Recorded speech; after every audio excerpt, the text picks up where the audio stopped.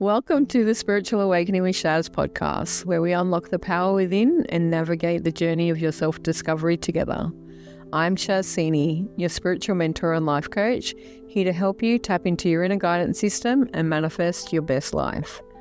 Whether you're just beginning your spiritual journey or looking to deepen your practice, this podcast offers insights, techniques, and inspiration to elevate your consciousness and transform your reality. Get ready to shine your light and embrace your true potential. Remember, the answers are inside you. Let me be your guide on earth. Hey everyone, welcome back to the Spiritual Awakening podcast with Shaz. Today I've got the beautiful Sally Thornton with me. Sally is a kinesiologist and kinesiopractor. She helps people break through subconscious blocks and reconnect to their body. She works with people who feel stuck, overwhelmed, or disconnected, guiding them through their anxious feelings, emotional patterns, and past trauma. Her journey into this powerful work is what we're going to unpack today and learn all about her history, her spiritual awakening, and the dark night of the soul. Welcome, Sally. I'm so glad to have you here with me. Thanks so much for having me. I'm so excited. Me too. And it's been a pleasure to meet you. We met via a reading at a psychic fair in Parramatta, and it was a beautiful day, and reconnected after that. I wanted to have you on the podcast today because I love kinesiology. It is one of the very first modalities that I learnt about, but many of our listeners maybe don't know what kinesiology is. Can you give us a quick rundown on what it's all about? Kinesiology is a modality that accesses the information in your subconscious mind via muscle testing, because the body is the subconscious mind. And the subconscious has all the information that we need to access why is it that I feel stressed, why is it that I feel this way, and what it needs to clear that. I love that. As I said, kinesiology was one of the first modalities that I ever connected with. And for me, it was very life-changing. Did you go see a kinesiologist? Is this how you got into it? What led you to go and study kinesiology? It's not an easy modality to learn, and there is very deep and strict rules around it. Well, I found that I was in a pattern. Many years ago, I had a very difficult relationship, but not just that. I was like repeating toxic cycles and high stress levels, constantly in survival mode, until I reached a point where I was just like, I just can't do this anymore. So I did start the meditation and the journaling and nutrition. And those things were really great, but I realized there was still something missing. Because if you still have that underlying belief, I'm not good enough, the world's a terrifying place, or love is painful, then those things are just filling a void. And it's like we need to do those things concurrently to create that lasting change. And that's where I discovered kinesiology helps you access those unconscious beliefs driving it. I love that. And that's what I discovered too. It was very hard to find a kinesiologist. I had all these problems. I don't even remember what led me to it. I just know that I was so disconnected from my body and I had no idea what was going on within me. And somehow I come across this kinesiologist. Her name was Jane, and she was in Queensland because I was up helping a friend of mine who was going through some disease at the time and living up there. And I went there to help with weight loss or something and problems in my body. I just was fatigued. I had all sorts of things going on to the point that I just didn't know where I was at. And she introduced me to this amazing modality and helped me shift part of that. But underneath what I thought were the problems, and that's what I went for, what I thought was going on was the much deeper story. And she referred me to someone else who was able to give me a bunch of sessions. They did a sort of trade. They were working in a community aspect because at the time I was not working, as I said, helping a friend go through some disease, and went and learned different meditations and other breath work and stuff like that, and had some more kinesiology. this shifted everything for me. I just found it so amazing. So the work that you do truly matters and has impact on life because those stories stay with me forever. What is the biggest shift that you personally had via kinesiology? Definitely feeling safe in my body, like, and that would impact every interaction, everything in my life. And I didn't understand why.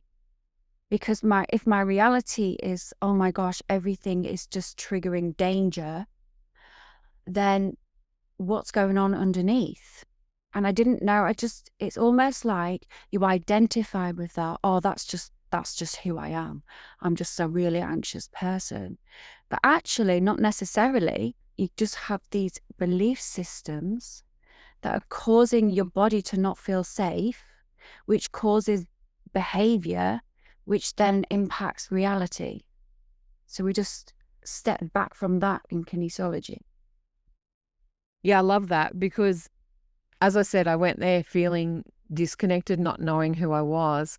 But underneath, it was also a phase in my early 20s, and I hadn't really come to terms with the fact that I was sexually abused as a child. I'd blocked it out, didn't want to know about it. I also didn't remember most of it, but I had very conflicting versions of what happened going on in my own mind, and that was causing on my body symptomatic problems that I had at the time. So the gentleman that did this session with me took me through the muscle testing, and I have to say, to me, it took hours, but I don't know how long the session actually was, but it was a very long-winded session, and he associated the feelings with a bird. I don't know how this little bird come into it, but it was just the tie of the emotion attached to it.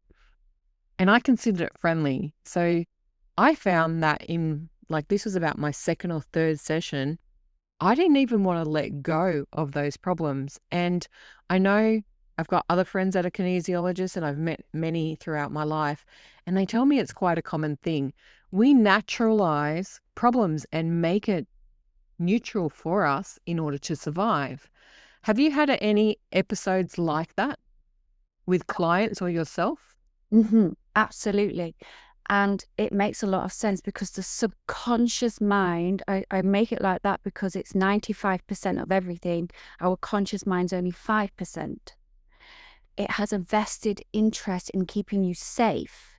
And when I say safe, it's just whatever's programmed in there.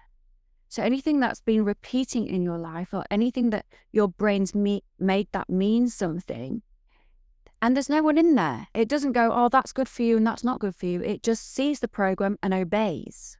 And that's 95%, which is a very dominant part of our life. So because there was programs in you and I, and everyone saying, this is what's safe for me, then it repeats that. Okay, this is what's keeping me safe. But it's not necessarily working for us. Yeah, and it was something that it kept me safe. It was part of the normal of reality that I created because heaven forbid I wanted my mind to break to accept the abuse and to become that victim. Whilst I was doing this session, he told me the most fascinating story and it stuck with me my whole life, like ever since that day, is he also treated another woman and she was sexually assaulted quite brutally, and she came to him for treatment, and her consciousness was okay sort of with it because she'd reframed the story, but the unconscious mind wasn't. So he was helping her clear the subconscious and unconscious aspect associated with it. And he told me the mindset shift that she had. So instead of labeling her sexual assault as assault in itself, she turned it around in her own mindset and she gave the abuser the best sex he ever had of his life. And it really shifted something in me. Now, I've had many different clients along the way of working in different areas of life, and it's something that people do. Any domestic assault or domestic violence victims, sexual assault victims, have to reframe that story. And in doing that, that powerful shift happens, but sometimes it doesn't get out of the body. And this is where kinesiology come into it for both of us. to clear that. Because after having my session to let go of the normalcy of my abuse, that it was normal, because if I didn't make it normal, I may not be alive, that created things like the depression problems or the anxiousness and the anxiety symptoms that occurred in my body. Kinesiology helped that. This is why I love it, and I can see such power in it. But kinesiology also helps with like nutrition and identification of problems in the body that you can't always identify through emotional aspects. Can you tell us a bit about that? Sure. So with the muscle testing, we can access that information in your mind. What is it? Let's say someone comes in and says they want to feel calmer or they don't want to have this stress reaction anymore. Then in relation to that, we ask the subconscious mind, the body is the subconscious mind, what is going on there? We look at the reality. This is the reality I don't like. We look at the behavior in relation to that reality, how the body feels. I don't feel safe to move forward. So I'm stuck in this program of this is who I am. This is what happened to me in my past. And that means that that's who I am. And we don't feel safe to move forward. And then we access the belief system. Now we've accessed that. How does the body want to clear it? It might be that the body wants to clear that information energetically, nutritionally, physically, or a combination of each. We allow that person's body to completely choose its own healing path. And that's what can be profoundly huge. I love that. And I didn't fully understand it at the time that I went through it, to realize how simple it could be. How can something be completely changed in like a single session, or that agreement? Because it's through the muscle testing that you get agreement from all levels of the soul to release these problems. So when you're stuck in these repeating patterns and you're not sure how to identify what it is, you're going to be telling yourself one story. Kinesiology gets quickly to the truth for me. Exactly. Yeah, it really does.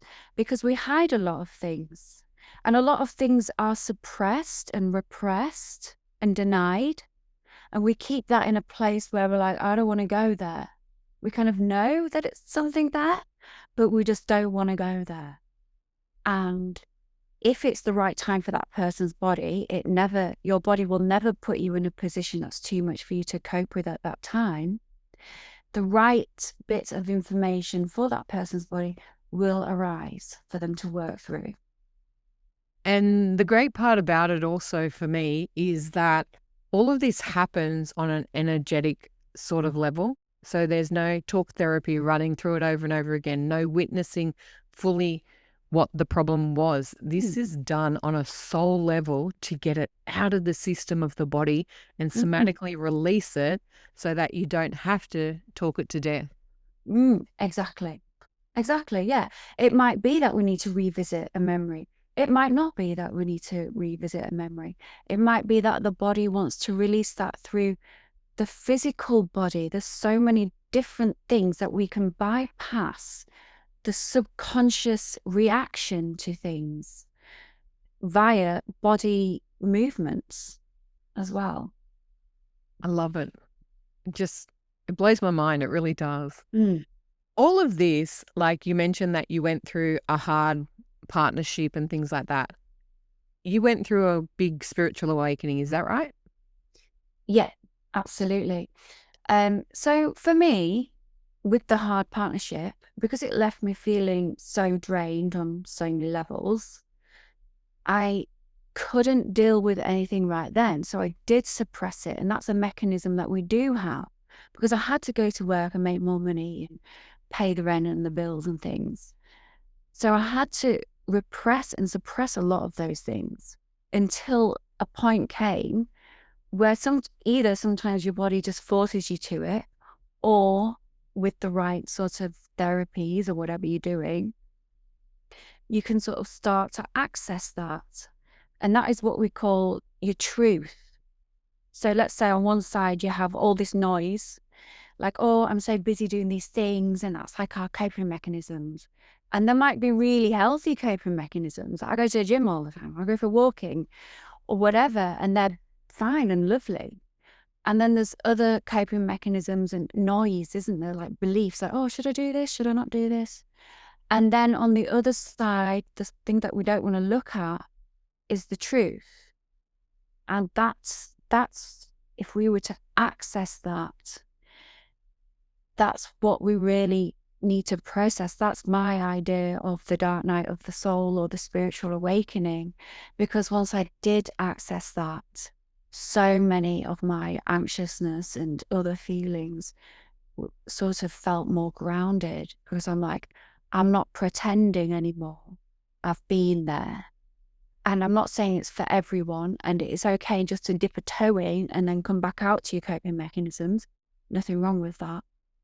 But if you do go in, just remember it does end. If you think about it like a container, eventually it will end. And now you've built real resistance to pain and suffering rather than our coping mechanisms. So it's almost like you have that foundation. You'll have experienced this yourself. You have that foundation, whereas our coping mechanism is sort of a balancing act. So anything could trigger me, and I've gone back down. Type of so delicate in a way. But when we do go there, we build a solid foundation. You feel more grounded and safe to be who you are, and safe to feel anxious if you're feeling anxious.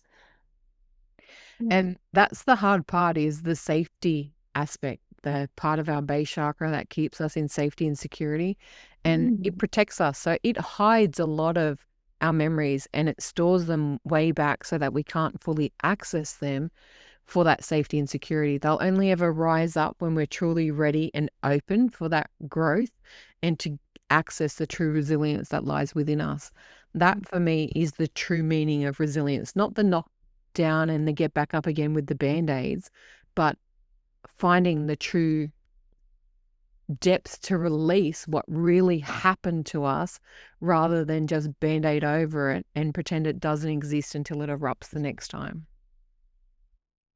And I do really believe, just on that note, when we do have that pain and suffering, because people ask me, oh, it's just so doom and gloom. Well, there's the positive side to that as well, because there's polarity. When we do access that depth of the pain and suffering, and now I've got real strength and stronger towards it, when people try, when that situation used to trigger me, it doesn't so much. And now I can actually feel genuine joy rather than this processed sort of joy. It's real. And it can be for the tiniest little things rather than, oh, I need to do something to make me feel happy. Now it just is. So there's a positive side to it as well, of course, many positive sides. And this is the part that a lot of people don't recognize within themselves. When you're stuck in fight or flight and you're fighting for survival and the cortisol is overwhelming in the body and you're on alert for everything and your empath is highly sensitive to everything and you're always looking out for that next hit that's coming your way, whether it's emotional, physical, mental, spiritual, whatever it may be, you don't feel those good emotions. And joy is something that when you finally feel it, it's a true felt emotion and it's beyond anything else. We mask it with general happiness and we think that we feel joy, but we never really do. And it's something that needs to be experienced regularly, not sparingly. Well, with fight and flight, let's say your subconscious gathers information all throughout your life, okay? And that is used as a frame of reference for your brain and your body to react to. So let's say there is a program that says, I am not safe being seen. The part of the brain called the hypothalamus uses that as a frame of reference, talks to the pituitary when I'm being seen by anyone, tells the adrenal glands that stores our stress chemicals, cortisol, adrenaline, and others, to kick them out high because we're in danger. And so the body, it's called the HPA axis. The body is perceiving that in some way you're in danger. That mechanism kicks in, all those chemicals go up, and I'm in fight and flight. But then the negative feedback loop switches all that off when we get to safety. But if you are perceiving that somewhere you are in danger, and the brain doesn't know the difference between it's my mortgage or it's that past memory or it's that future thing, it just sees it as danger, then that mechanism doesn't switch off. It's like a constant drip feed of this stress chemical.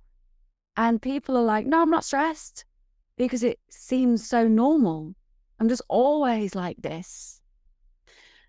And well, that's when the happiness chemical, because if we're using one chemical, let's say the stress chemical, then generally we're using the others up as well. Serotonin, the happy chemical, the dopamine, the reward chemical. So, and then we don't have a never ending supply of those chemicals. So let's say I do run out of cortisol. He's the one that gets me up in the morning. So now I can't be bothered. And then I'm thinking, what's wrong with me? I can't get out of bed. And then the serotonin makes us happy. But if I run low of that, I'm like, why can't I feel happy? What's wrong with me? Or the oxytocin that makes us feel love, that thing I used to love so much. And now I don't, I just feel numb. And we start to question that there's something wrong with us. But there's nothing wrong with us in that situation. It's that we need to rebuild those chemicals, because our emotions are not these energetic enigmas. They are biochemical molecules. And if we don't have the building blocks to make them, then we just won't feel that way. We need to rest and digest that parasympathetic, that calm state to rebuild them. And so many people don't do that. We consider rest a luxury or something that we can't give ourselves space and time for when the parasympathetic nervous system needs it. It's something this weekend I just decided to rest to give myself the recharge. And today I feel really like hyper and much more energetic, even though this morning I just like, again, going, do I really want to get up? And then once I got moving, it's like it kicks back into gear. And I sort of asked myself, like, are we going to have another low day? And they're going, no, we're just finishing our rest cycle. We beat ourselves up for things like that when we don't need to. The body has to go through these periods of feeling things. Now, you've got to feel all the different emotions. Sometimes you have to sit in sadness for it to release. That is how it does fully let go. Sometimes you have to give yourself rest and time out. Detox off social media, go within, meditate, whatever it may be. These moments recharge your batteries, and those batteries are the different chemicals that are needed in our body. There's a lot of talk about a full cortisol detox, which sounds fantastic, but you actually need it. Exactly. And it's almost like, just going on what you said, there's like a stigma around being sad or feeling lonely or all these things. And it's like, it's actually okay. And we try and hide it so badly and post on social media, oh, look, I look fine, da, da, da. But actually, it's okay. It's a normal human emotion. This, we need to release the stigma around it. It's okay if you're feeling lonely sometimes.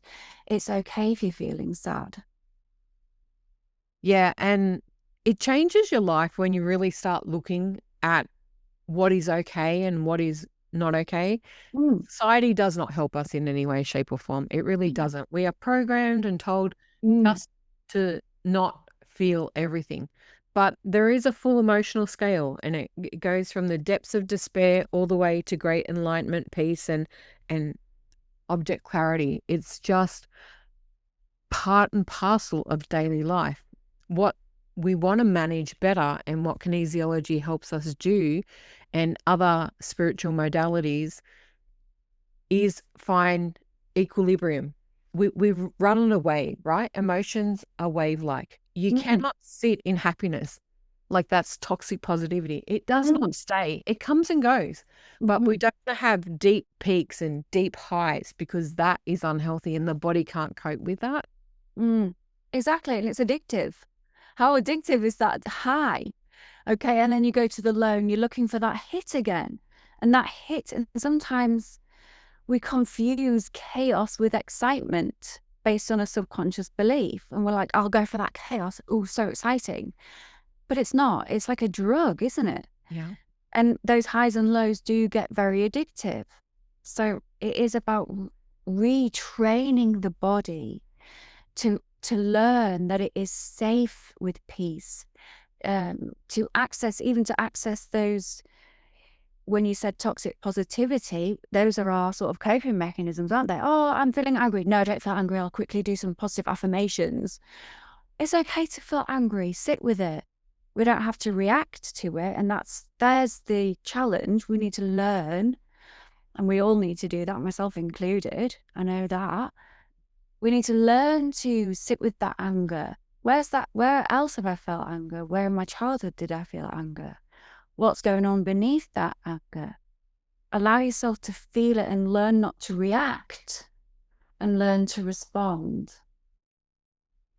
Yeah, and that's a big thing people don't really learn well. And we're not taught in school or Mm, education, even adulthood, how mm, to cope with different scenarios that come up for us, situations in life. Like we go through hardship, we go through trauma, we go through tragedy many, many times in life. And anyone that skated it by, let me tell you, there's no such thing. mm, They can just deny it, but mm, unfortunately, death happens. That is mm, upsetting. Accidents happen. They're upsetting. There's tragedy in the world all over the place. It mhm, depends on what you focus on and how it hits you. Some people can skate by and not have any of that. But even the most successful, beautiful people do have hardship. It's just the way they perceive it. You mhm, talked about addictions and addictive behavior. Do you mhm. have any tips for people of how to? I know kinesiology can help you identify it, but if they have this problem, how can they face it? What do they need to do to move through it? That's a good question. I would say addictions generally is part of our coping mechanisms. We're avoiding something and they make us feel good because maybe without it, we don't feel good and we don't want to sit with that because it is far too terrifying. It's almost like people are terrified that it'll never end. If I go there, what if it never ends? What does it mean if I do? You're right. We don't learn this at school. No one teaches us this. No one teaches us emotional regulation or processing. So they build up so much that it becomes terrifying to look at. And so people do turn to addictions, and addictions could be something quite destructive to your life, like drugs or uh, bad relationships or alcohol, that kind of thing. But there can be good addictions, and they're fine, but it's still avoiding the same thing. And it becomes so terrifying. But just to dip a toe in and come back out can be really helpful. Um, yeah, and just balancing the fact that what's going on behind that addiction, where is it that you don't feel safe in your body? What behavior is coming from that not feeling safe? Bring awareness to that. And now we can find the underlying belief system to go with it. That's the first place to start, I would say. Don't always have to go to that place you don't want to go to. And that's the beautiful thing about it for me is that you don't have to go and drill down into the depths. You don't have to go and look at it. There are many healing modalities out there that can help you remove this, change the way you perceive it, and release it without you having to relive it. And it's the reliving of it, the retelling of the story that solidified the beliefs. And we're here to change those beliefs, to change the subconscious programming to something better. And you can't go from the depths of despair to joy. They just don't happen. As I mentioned, there's an emotional scale. You've got to go through all the the ways of it. It's the same when we go through grief. There are phases of it, and you do get there, but it takes time and effort and energy. But this is the better place I would rather put the energy into than suffering. And kinesiology is a very fast removal of some deep-seated things that are blocking you, that people don't realize how crafty it can be for you. Well, yeah, exactly. You're right. We don't have to go there. And it is about just retraining the body to feel safe in certain situations. We can access so many things in the subconscious mind because the cells, let's say, for example, your cells communicate to each other electromagnetically. And if you have a dysfunctional cell that's not communicating properly with other cells, but we can't access why, or we don't want to, we can bypass that with other loads of different balances. And it could be something more physical or nutritional that we can start with, or maybe that's just enough for that person. Can you give me some tips as to what are some physical or nutritional changes that you might offer someone for that balance? Because many people don't understand this. It's not like you just come and have a treatment, then there it's removed, it's done. You have to commit to something, and you have to make change for self as well. Can you describe that for me? So it's definitely very unique to every person. I have like a database and all the knowledge that I've got up to now, and the knowledge that they have. It could be something that they know. It might be something that they need to go and see that I don't have, and we can test their body for that. When it comes to like adrenal stress, we always test. I'm not a naturopath, but we always test for like B vitamins, zinc, any herbs that might support that. Energetically, we test that, and then they ask their naturopath or doctor what's right for them. But like I said, if they still have that underlying belief, or if in some way they still believe they're in danger, then it is going to fill a void. It is going to help. But there's always some belief behind it. We don't necessarily have to revisit something awful or something upsetting. We can just work on that belief, and we can do that really quite easily. The main tip I would say with that would be an old belief has really ingrained into your subconscious mind. It's like a thick path, let's call it. So when you access that and go, hang on a minute, I don't want to believe that anymore, and you put a new one in, my main advice would be, that's just a thin path right now. It's getting bigger, but give it time. Because that deep one, when it dies, it's going to fight for its life. And it's going to be like, oh, this isn't working. Oh, no, this can't be real. This is just silly. If that's happening, just keep going, because it starts in your belief. Remember, it's belief, feeling in your body, behavior, reality. We shouldn't wait for the reality to change before we change the belief. We need to change the belief first, stick with it. Now you see the reality change after. And beliefs are just thoughts that you keep thinking. It's something that we reiterate with new thought processes and programs. And this is where affirmations come in, or EFT, to solidify that you have to believe something before you see the true reality of it. Everything falls into place once that's in play. Mm-hmm. And people just don't realize that our beliefs are fostered between 0 and 7. Half of us don't remember. We take on our parents' belief, we take on society beliefs, we take on community beliefs, and then we take on the educational system beliefs. And it solidifies in our subconscious mind, and that is how we are brought up. It can also be absorbed for me through past lives and other aspects. We can bring hereditary things through. Kinesiology and other healing modalities can help release them and reframe to new belief systems. The safety and security factor is one of the big ones that I learned, and I'm still learning, controls the manufacture of money and finances in our life. If we don't feel safe and secure, in ourselves. Money is hard to come by. And those beliefs, like money doesn't grow on trees and money is hard to get or it burns a hole in your pocket. These were stories that I was told for many, many years, and I had to change those beliefs. And from changing that, that's where the new pathway gets solidified. And it can be easy, but it also can be a bit hard because sometimes we don't want to let go of those beliefs. Has there been a certain belief in your life that you personally have struggled with to let go? And what is the greatest one that you feel you've overcome in yourself? That's a really good question, because I also believe we have these beliefs.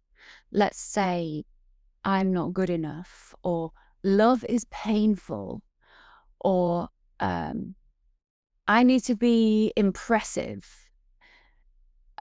in order to be approved of, or I can't approve of myself unless someone else approves of me. Those beliefs, let's acknowledge them. Let's ask the body what it wants to release them, and let's accept that they were part of my life. Because once I have that acceptance, and that old belief pokes its head a little bit, tries to fight its way for life again, it's okay. I've worked on it. I'm improving, and it's still okay for me to accept that, sometimes my body, if I've years and years and years of not feeling safe to be seen, heard, or whatever, it's okay to still feel that way. You're safe. That is one of the best things that I've learned. And it's okay to keep learning and keep working on that thing. We're not here to fix anyone. No one needs fixing. We just want to access certain things that aren't serving us anymore. Perhaps they used to, Yeah. but like I said, the subconscious doesn't know right and wrong. It just obeys. So now we just want to change it. I love that. And it explains really well of what I consider the imposter syndrome aspect, right? We don't become what we want. We don't stand out to be seen. We think of all the judgment of what other people it is because we don't feel safe in it. And the more you remind yourself that you are safe, define your own goals of what is good enough, set your own bar rather than compare yourself to other people. This is about you. You slowly show up to be seen. You might do something once or do it very simply. It's not like you can go from this great fear and this insecurity and unsafe aspect to global spotlight. It doesn't work that way. It takes very small, minor steps. And each time you face that fear, you face that little condition or you get that little bit of courage each step of the way, and it gets stronger. And it's like the muscle that we have to rebuild or build again to become what we need to do. Ask any superstar in the world before they go on stage. They all have some sort of anxiousness feelings in their body. They all have this like fear. They have this problem of, oh my God, I can't do this, but they do it anyway. And this is how we overcome these beliefs, by showing our body and our system that we are safe. Okay. Fear has one purpose in life, and that is this said action that I'm going to do will cause me to die. That is its purpose. So a lot of people are afraid of public speaking. I know I had trouble with it myself. Part of the reason I'd created this podcast was to make myself more visible and to give myself permission to step out of the comfort zone and put myself out there. And I've grown in increments over these last 18 months so that it's a whole different version. Go look at some of those early videos and things like that. They're not going to be great, but that's okay because I didn't know better. And you don't know what you don't know until you do know that you do know it. And you learn each and every day. This is where you will grow and become more of what you can do. And kinesiology can help you with that, as well as other aspects in life that can build those muscles, reframe the beliefs, and help you define who you are. A lot of all of this comes back to my way of thinking around people is we lack identity. And I ask people all the time, one of my first questions when a client comes and wants to do coaching with me is I ask them, who are you? You would, it blows my mind how many people look at me going, what do you mean? Who am I? We don't know our own good qualities. We don't know who we are. We don't know our own beliefs. We don't understand what our identity is. And identity is more than our label and things like that. These beliefs that we have underlying, when you were told at 3 years old that you're hopeless and you'll never amount to anything, that sticks. You have to change that. That is a choice that you have to carry that or show yourself all the evidence over time of where you are no longer that version of self. That's growth. I know in myself, I've had so many ways that I've grown, so many things that I've overcome. What is the biggest growth that you've had personally through this spiritual aspect, and how kinesiology has helped you get there? I would say definitely self-image, because once your brain forms, this is who I am, and now you're trying to be, you don't want this, you know that your reality isn't what you want it to be, but your identity, your self-image is, well, that's who I am, and that's what's safe and familiar. Then to try and, it's not that I don't want that, I do want it. And it's not that I can't get it, I can get it. But as soon as I get it, I push it away without realizing, unless my body feels safe becoming a new identity, a new self-image. We have to allow ourselves to let go of the old one. It's a bit like the same with the belief systems. Allow yourself to sit in the uncomfort, in the discomfort of change. It's going to feel a bit uncomfortable. Now that I know I'm someone who's safe to be seen, in that first instant, it's like, this feels a bit weird. It feels better, but it feels uncomfortable. And just sit with that uncomfort and just sit with it and sit with it. And now it starts to feel more comfortable, and then go to the next level, a bit uncomfortable, sit with it and keep going like that. And that's the funny thing is most clients and people that I see out there don't like to sit with the discomfort of the new phase. Oh, that's too hard. It's safer back here. It's more familiar and I'm okay in suffering. Please, for God's sake, do not stay suffering. You're not okay there. You Mm-hmm. may think that you're okay. You may feel that you're safe there and it's familiar, but it is highly toxic to yourself and it breaks down your body. One of the reasons why these things matter to me is I truly believe with every core of my being, the soul and the subconscious mind, like the kinesiology teaches us, holds all the memories of our body. And when we disregard what's going on within us, that is where disease is created. And our body is the barometer of our soul, the barometer of the mitre of the thinking and feeling of ourselves. When you have disharmony and you are beating yourself down and you're playing short of what you can be and you're not living up to the passion and the mission of your soul, your body will create problems, aches, pains, diseases, problems in your organs or skin or whatever it may be. Dysfunction within your body are signs for you to go and sort them out to get realigned and refocused on where you're going. And health matters. And I hate the fact that the body for me is the last line of defense. When your soul is trying to communicate, and you won't pay attention, it will put it in your body so that you have no choice. Listen to your body. It holds all the answers. And when you can't find them for yourselves, and many people out there can't, go and seek professionals. Go and see a kinesiologist. Go see a naturopath. Go see someone that can help you see beyond the story you're telling yourself and help you dig deeper. Discomfort in change is better than discomfort in disease, because discomfort in change will lead to growth, will lead to health, will lead to happiness. Discomfort in disease, unfortunately, leads one way, and that's death. And nobody deserves that. Mm. Mm. Yeah, you're exactly right. Because consciously, and because consciously we're 5% conscious. So that's every decision you make in your life in that day. Everything you're doing in your day is 5%, if that. Sometimes we're only 1%, but 5% conscious. The rest is run by the programs in our subconscious mind. So consciously, I say, yeah, I want more money. Yeah, I can have more clients. Yeah, I can be a millionaire.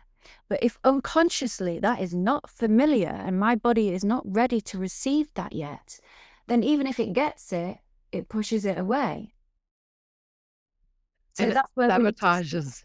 Yeah, And that's where self-sabotage is so harming to the exactly. psyche. And Exactly. it's uncomfortable to sit in those next levels. Yes, it is. But give yourself time. It doesn't last forever. The dark night of the soul can be deeply disturbing and uncomfortable for people, and they think that they hit rock bottom and there's no way out. But it's actually the turning point, because each level that you rise up, the discomfort is less. And each level that you solidify within yourself, the discomfort is so much more less. And it becomes ease. And then we can elevate and grow through it all if we give ourselves permission. Too many people don't give themselves permission to heal and to be better and to become all that they can be. My hope and wish for the world is that everyone knows there is a reason they are here, that they rise up to become it, and to stand in the power that lies within them. The body has an amazing capacity to heal if you tap into it with the right tools and techniques, and you give yourself time and permission to heal, get support when you need it, because that's what it's there for. Now, Sally, you have a practice, that's right? Mm-hmm. That's right. Tell us all about it, and who's the typical client that you work with? So I see it again and again and again. People want something. They come to the clinic. I want better health. I want two main things, really, I see. There's the people that want something. We all want something different. So I always say, look at your life. Where's going well? Okay, fine. Where's not going well? Is it your relationship's going well, but your finances aren't? Or your family's going well, but your finances are going well, but your relationship isn't? Something like that. Look where isn't going well. So they come to the clinic, oh, okay, I want better relationships. And so we delve deep, and it's because the body doesn't feel safe having a good relationship. So why? Why doesn't the body feel safe? And that's basically all it is. Or then there might be someone that comes to me that has like physical ailments, like back issues that don't seem to resolve or keep coming back. And so we can access which muscles in the back, are they reacting to each other? How many? We go into each muscle and we ask, what's that muscle holding? What memory? What belief system is stuck in that muscle? What emotion? And we can access that. We start to process each muscle in that session with that person. We strengthen each muscle in relation to each other. And now all of a sudden their back's fine. So I just see the same things basically again and again. I love that. And most people don't even realize that an ache or a pain, we can get told that, like, I know people that have had back problems and disc problems, or that they've pulled this muscle or that muscle, but each individual muscle or each individual part can hold a problem. I remember years ago, a friend of mine had kidney pain, and they didn't have any other symptoms from it. They got tested. There was no kidney stones. There was no problem with the urethra. There was no other issues, but they just kept having this kidney pain. And I do some specialized kinesiology, and I can muscle test with my finger from charts and things like that. So I sat with them and we went through the charts and found the emotions that were from it. And we ticked on something, and they just sat there and gone, that's not a problem. And I'm going, I just got told, because I intuitively can tune in, I got told that that happened when your pain started happening. You had this problem with a family member and that happened. Tell me about that. And they told me about the story that happened. And then we looked at what I call the triangle of truth, their version, the other side version, and then the overseeing perspective. Like you said, to look at all avenues of it. We analyzed it, looked at it, gave them some feedback, told them some affirmations to program in, come back 3 days later, and they come back and go, oh my God, Shaz, I have no kidney pain. It's gone. What the hell happened? And it all started around this one fight that triggered an emotion that got stuck. It can hit an organ with something totally different, and you can go for tests after tests after tests. Like, I can't tell you how many weird health problems that I had. I got diagnosed with rheumatism when I was 23, and the doctor said that this is the problem. I go, yeah, no, I'm not having that. No, because it's a lifelong disease and I'm not having, no, don't accept that. He sent me to a neurologist who told me he wanted to do a operation on the pineal gland. I said, nope, not having that either. And I said to my body, I don't care what this is, work it out. We are going to fix this. And then I just started changing my thinking. I don't consciously know what I changed, but I don't have that disease. I went back 2 years later for a test because I got referred to go back to him. All the markers that I had in my blood, all the problems that I had disappeared. And it all started from a little rash on my body that nobody could identify. I lost the use of my arm for 6 weeks. I used to drive my car. I drove a manual car with my elbow. Don't ask. Probably shouldn't have done it back then, but I did. But I changed it. And this is what led me to look at the body as a whole. I had mystery diseases all through my 20s of things that I went to doctors and they go, it's impossible, this doesn't happen, nothing's going on. But I had all these symptomatic problems. And that's where I discovered if we release our emotional burdens, if we find out what's really going on, and our body truly is that barometer of the soul, it is the identifier of everything in our life, we can change the world with us. So thank you for sharing all of this beautiful information. As I said, kinesiology is dear to my heart. I practice some of it myself, but I love knowing practitioners. I've had a dear friend Barbara, who's been a practitioner and a mentor in my life for many years, and she taught me so much of it. And I've been to see another dear friend, Alice, and knowing you now, I'm so grateful to refer people to you. Tell us again where you are. You're over at Rose Bay and Vaucluse, is that right? Rose Bay. No, not Rose Bay anymore. I'm at Vaucluse and Paddington. Oh, beautiful. Are you found a new place? I did, yes. Fantastic. We were talking about that last time. I forgot to ask. Yeah. And so, if any of the listeners are over in the eastern suburbs, please check Sally out. I will put all her details down in the show notes for everyone. It has been amazing talking to you. I just want to ask 2 final questions. One is, if someone's feeling stuck or overwhelmed, what would be the advice that you give them? Or what do they need to stop and start doing right now? If someone is feeling stuck or overwhelmed, it's not necessarily that you are stuck. It's that your body doesn't feel safe to move forward. So what they need to do is bring awareness. Where is it that you feel stuck in your life? In what area of your life do you feel stuck? Now notice the reality of that.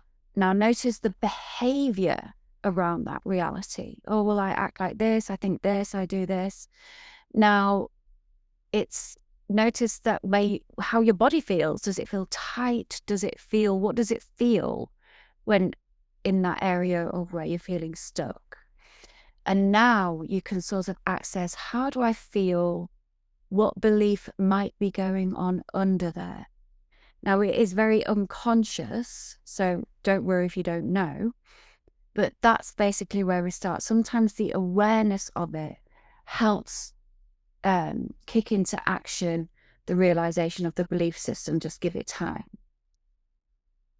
I love that. It's beautiful. And do you have a belief or a mantra that you live by? I'm safe to be seen. I am here because I choose to be here, and I accept the consequences. I'm here because I choose to be here, and I accept the consequences. Nothing's ever going to be perfect. Like, oh, I live in Australia, but oh, I'm missing da, da, da. Or, oh, I'm doing this, but that means I can't do that. Lots of people have conflicts in their life. So if you're here and you choose to be here because you choose to be here and you accept the consequences of that, then you're good. Oh my God, I love that. Thank you so much. Sally, it has been an absolute pleasure, and I really look forward to learning more about you. And I'm telling you, I'm coming for a kinesiology session. I haven't had one in a long time, and I want to come and have some more. Thank you so much for having me. It's been really wonderful. It's been a real pleasure. Until next time, everyone. Bye. Thanks for listening to the Spiritual Awakening with Shaz podcast. don't forget to like and subscribe down below so you don't miss an episode. You can also follow us on Facebook with the links below. Until next time, trust your intuition and let your spirit soar.